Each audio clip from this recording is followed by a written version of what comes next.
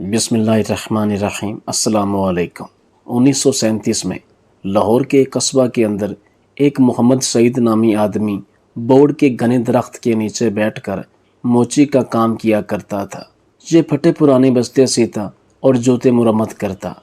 خاص کر چمڑے میں یہ موچی ایک خاص مہارت اور الگ ہی پہچان رکھتا تھا۔ چمڑے کے بیگ، بستے اور جوتے وغیرہ انتہائی نفاست کے ساتھ تیار کرتا تھا۔ وہ سستا دور تھا، صبح سے لے کر شام تک کام کرتا، تب جا کر کہیں اتنے پیسے ملتے کہ وہ اپنا اور اپنے بچوں کا پیٹ بھر سکتا تھا۔ بعض دفعہ تو یہ غریب لوگوں سے پیسے بھی نہیں لیتا تھا اور ان کے جوتے وغیرہ مرمت کر دیتا۔ یہ غریب موچی دل کا بہت سادہ اور امیر تھا۔ یہ پیسے کمانے کا کوئی بہت بڑا رسیہ نہیں تھا، بس اس کی زبان پر یہی الفاظ ہوتے کہ اللہ تعالیٰ اتنا رزق ضرور دے کہ 2 وقت کی روٹی اپنے بچوں کو حلال طریقے سے کما کر کھلا سکوں، اور مجھے زیادہ پیسے کی ہوس نہیں ہے۔ باقی وہ مالک ہے، نہ دے تو اس میں بھی اس کی کوئی حکمت ہے، اور اگر دے گا تو اس میں بھی اس ذات باری کی حکمت اور شکر پروری ہوگی۔ یہ موچی ہر روز اپنے ساتھ صبح ایک روٹی لے کر آتا اور دوپہر میں وہی روٹی پانی کے ساتھ کھا کر اللہ تعالیٰ کا شکر ادا کرتا۔ روٹی کا ٹکڑا لے کر وہ اس کے چھوٹے چھوٹے ٹکڑے کر کے چڑیوں کو ڈال دیا کرتا تھا۔ چڑیاں اس کے پاس آ کر چون چون کرتے ہوئے روٹی کے وہ ٹکڑے کھاتیں اور پھر اڑ جاتیں۔ کھانا کھا کر اور چڑیوں کو کھلا کر وہ تھوڑی دیر کے لیے برگد کے نیچے آرام کیا کرتا تھا اور نماز پڑھ کر پھر سے اپنے کام میں مصروف ہو جاتا تھا۔ ایک دن ایک مسافر اس موچی کے پاس اپنا قیمتی جوتا مرمت کروانے آیا۔ وہ دیکھنے میں کوئی نیک آدمی لگتا تھا۔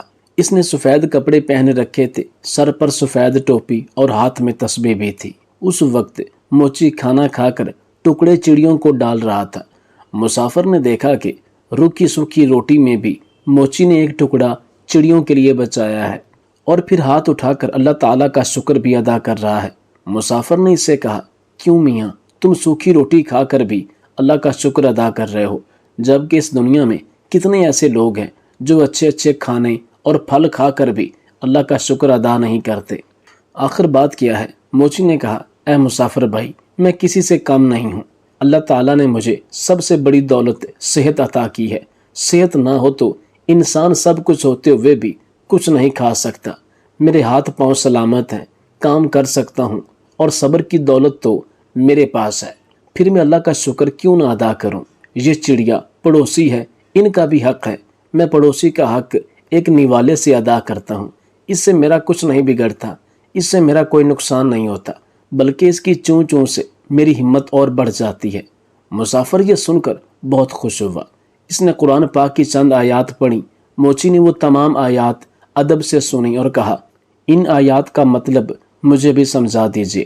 تو مسافر نے کہا، ان آیات کا مطلب یہ ہے کہ اے اللہ، بادشاہی کا مالک تو ہے، جس کو چاہے بادشاہی دے اور جس کو چاہے عزت دے، جس کو چاہے ذلت دے، تیرے ہی ہاتھ میں بھلائی ہے، بے شک تو ہر چیز پر قادر ہے۔ موچی نے مسافر کا جوتا مرمت کرتے ہوئے کہا، میں آپ سے مزدوری نہیں لوں گا، آپ مجھے چند آیات یاد کروا دیں، میں زبانی پڑھا کروں گا۔ مسافر نے موچی کو یہ آیات یاد کرائیں اور سلام کر کے چلا گیا۔ اسے آج بہت خوشی تھی، اس نے آج بہت اچھا سودا کیا تھا۔ اس کو جب بھی وقت ملتا وہ یہ آیات پڑھتا رہتا تھا۔ یہ آیات اسے اتنی پیاری لگتی تھیں کہ وہ ننھی منھی چڑیوں کو بھی جھوم جھوم کر سناتا۔ چڑیا جب بھی چوں چوں کرتی وہ کہتا، واہ بھائی واہ، آخر تمہیں بھی آیات یاد ہو ہی گئیں۔ اسی طرح کئی دن گزر گئے اور کافی دن کوئی بھی جوتے مرمت کروانے نہیں آیا۔ موچی کے پاس تھوڑے سے پیسے تھے جن کا وہ آٹا لے کر آ گیا۔ کچھ دن کے لیے تو کھانے پینے کا انتظام ہو گیا، لیکن اس کے پاس کام ابھی تک نہیں آیا تھا۔ آٹا بھی ختم ہو چکا تھا، چڑیا بھی روٹی کا انتظار کرتے ہوئے چلی گئی تھی۔ موچی نے کئی دفعہ اٹھ کر پانی پیا، اسے بھوک لگ رہی تھی، ساتھ میں اسے اپنے بیوی اور بچوں کی بھی فکر تھی۔ شام کو تھکا ہارا گھر آیا، گھر میں کوئی اناج نہیں تھا، سب لوگ بھوکے پیٹ ہی سو گئے۔ اس عالم میں 2 دن اور گزر گئے، پانی کے سوا ان کے پیٹ میں کچھ بھی نہیں تھا، سب بھوک سے نڈال ہو گئے تھے۔ گھر میں کوئی ایسی چیز موجود نہیں تھی جسے بیچ کر آٹا یا کھانے کی کوئی چیز لے کر آتے۔ موچی کی بیوی رونے لگی اور بولی یہ معصوم بچے مر جائیں گے، 4 دن سے ان کے پیٹ میں ایک بھی دانہ نہیں گیا، ان بچوں کا کیا قصور ہے؟ سامنے والے گھر جاؤ، وہاں آج دعوت ہے، باہر دیگیں پک رہی ہیں، تم پڑوسی سے تھوڑا کھانا یا پیسے مانگ کر لاؤ تاکہ ان بچوں کا پیٹ بھر جائے۔ موچی اداس بیٹھا تھا، کہنے لگا نیک بخت، سامنے والا پڑوسی بڑا گھمنڈی ہے، بے حد مغرور ہے، میں کسی کا احسان نہیں لینا چاہتا، مگر ان بچوں کی حالت مجھ سے دیکھی نہیں جاتی، مجھے اس سے کوئی امید تو نہیں، پھر بھی اگر تم کہتی ہو تو میں چلا جاتا ہوں، شاید اللہ اس کے دل میں رحم ڈال دے۔ موچی اپنے پڑوسی کے پاس گیا اور اسے سلام کیا، ساتھ کہا کہ 4 دن کی بھوک نے مجھے مجبور کر دیا ہے کہ میں اپنے بچوں کے لیے آپ سے کھانا مانگنے آیا ہوں، یا کم سے کم آپ مجھے کچھ پیسے ہی ادھار دے دیں، میرے پاس جیسے ہی پیسوں کا انتظام ہوگا میں آپ کو واپس کر دوں گا، بچوں کی حالت مجھ سے دیکھی نہیں جا رہی، آپ کو یقین نہ آئے تو آپ میرے گھر دیکھ لیں، اگر آج بھی ان کو کھانے کو کچھ نہ ملا تو وہ مر جائیں گے۔ موچی کے پڑوسی نے ہنستے ہوئے کہا، تو بڑا چالاک ہے، گھر کے باہر دیگیں پکتی ہوئی دیکھی تو سوچا کہ کیوں نہ مانگ کر کھانا لا کر مزے سے اڑاؤں، ارے بدبخت، محنت کر، پیسے کمانا بڑا مشکل کام ہے، میں نے بھی بہت محنت کی ہے تب کہیں جا کر یہ گھر بنا ہے، تم جیسے مفت خورے پر پیسہ کیوں ضائع کروں، اب جا، بھاگ جا۔ موچی بیچارہ خاموش کھڑا رہا۔ پڑوسی نے اپنے ایک ملازم کو آواز دے کر کہا، ارے ذرا اس کمبخت موچی کو دھکا دے کر گھر سے باہر تو نکالو، کھانے کی خوشبو پر فقیروں کی طرح لپک کر آیا ہے، میرا پیسہ حرام کا نہیں ہے جو ان پر ضائع کروں۔ 2-3 نوکر بھاگتے ہوئے آئے اور موچی کو دھکا دے کر گھر سے باہر نکال دیا۔ موچی میں طاقت تو تھی نہیں، دھکے کھا کر نیچے گر پڑا، نیچے پڑے پتھر سے پیشانی ٹکرائی اور خون بہنے لگا، جیسے تیسے کر کے اٹھا اور پیشانی پر ہاتھ رکھا اور مسجد کی طرف چل دیا۔ اس میں گھر جانے کی ہمت ہی نہیں تھی، اس کے گھر بچے تو کھانے کی آس لگائے بیٹھے تھے، باپ کا انتظار کر رہے تھے۔ مسجد میں جا کر اس نے پہلے تو پیشانی صاف کی اور پھر وضو کر کے نماز پڑھی اور پھر دعا میں اللہ تعالیٰ سے رو رو کر گناہوں کی معافی مانگی، روتے ہوئے کہنے لگا، اے اللہ، بادشاہی کا مالک تو ہی تو ہے، تو جسے چاہے عزت دے اور جسے چاہے ذلت دے، تیرے ہی ہاتھ میں بھلائی ہے، تو ہر چیز پر قادر ہے۔ وہ موچی بیچارہ روتا رہا اور یہ آیات پڑھتا چلا جا رہا تھا۔ اتنے میں مسجد میں ایک آدمی آیا، اس نے موچی کی زبان سے یہ الفاظ سنے اور اس کے دل پر بہت گہرا اثر ہوا۔ اس نے وضو کر کے نماز پڑھی اور موچی کو سلام کیا اور کہا، میں ایک تاجر ہوں اور اپنا سامان لے کر اس شہر میں آیا ہوں، آتے ہی مجھ پر یہ مصیبت ٹوٹ پڑی ہے کہ میرا وفادار ساتھی مر گیا اور اب مجھے ایک ملازم کی ضرورت ہے، تم بھی اللہ کے گھر میں ہو اور میں بھی اللہ کے گھر میں ہوں، اگر تم میرے کام کرو تو میں وعدہ کرتا ہوں کہ تمہیں تمہارا حق پورا دوں گا، اور تم بھی وعدہ کرو کہ وفاداری سے کام کرو گے۔ موچی نے اللہ کا شکر ادا کیا کیونکہ اللہ تعالیٰ نے اس کی دعا سن لی تھی۔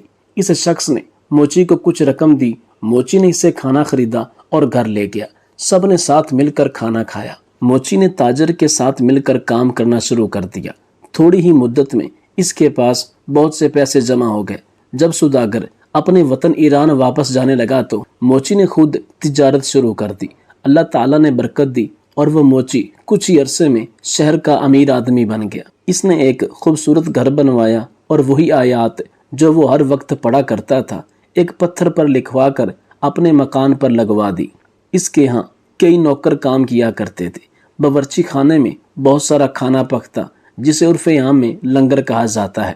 کوئی غریب آدمی آتا تو موچی اسے عزت سے بٹھاتا، کھانا کھلاتا اور اس کی مدد کرتا۔ برگد کے درختوں پر جو چڑیا رہتی تھی وہ انہیں بھی بھولا نہیں، وہ اب بھی ہر روز انہیں ڈھیر سارا دانہ ڈال کر آتا۔ ایک دفعہ سردی کا موسم تھا، بارش ہو رہی تھی کہ تب ہی دروازے پر کسی نے دستک دی۔ نوکر نے دروازہ کھولا تو ایک آدمی پھٹے پرانے کپڑوں میں باہر کھڑا کانپ رہا تھا۔ نوکر اسے اندر لے آیا اور اسے کپڑے لا کر دے دیے اور باورچی خانے میں لے جا کر اسے گرم گرم کھانا لا کر دے دیا۔ اس آدمی کی یہ حالت دیکھ کر نوکر رونے لگا۔ اتفاق سے موچی اس وقت جاگ رہا تھا۔ اس نے نوکر کو روتا دیکھ کر پوچھا، کیا بات ہے؟ اس نے کہا، حضور، آپ کے دروازے پر جو آیات لکھی ہیں ان کا مطلب آج مجھے سمجھ آیا ہے۔ ابھی جو فقیر آیا ہے چند سال پہلے وہ بڑا امیر آدمی ہوا کرتا تھا، اس کا بڑا مکان تھا، اس کے پاس بہت سی دولت تھی، مگر یہ شخص ہر کسی کو حقیر جان کر اسے ذلیل کیا کرتا تھا، کسی کو صدقہ خیرات تک نہیں دیتا تھا، اور آج اللہ تعالیٰ نے اسے خود فقیر بنا کر یہاں بھیجا ہے۔